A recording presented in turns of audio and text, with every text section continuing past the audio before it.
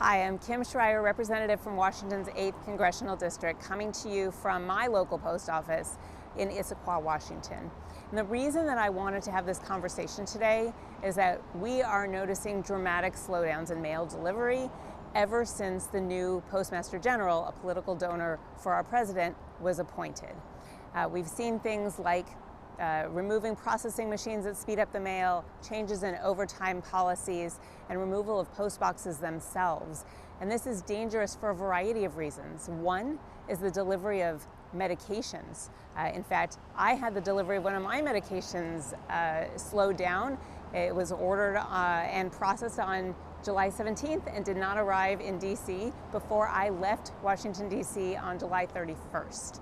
And seniors, people who are disabled, our veterans, all rely on the post office for their medications, and it is critical and life-saving to get those medications to them.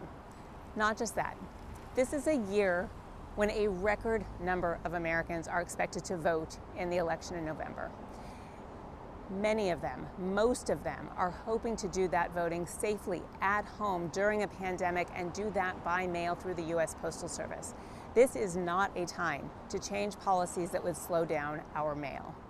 That's why I'm going to Washington, D.C. to vote Saturday on a bill that will restore the Postal Service to where it was on January 1st of 2020, and that will not allow any changes that would slow down the delivery of mail until January of 2021, and even then only with good reason. This is not something that should be even considered right now before a record turnout election.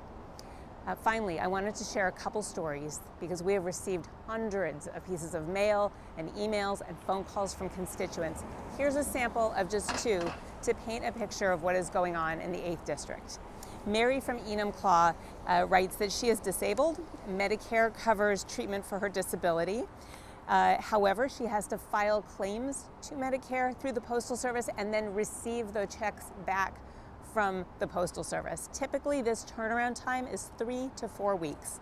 But she says here she's now $4,000 out of pocket, and she is now 8 weeks out, still waiting and counting time for her June claims to arrive. She's missed her rent. She's never missed rent in her life.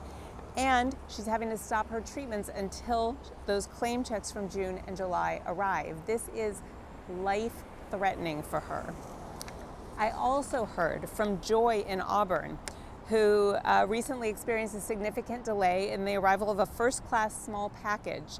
She got tracking information that showed the package had arrived in Portland, Oregon on August 4th. And she did not receive that package until 13 days later on August 17th.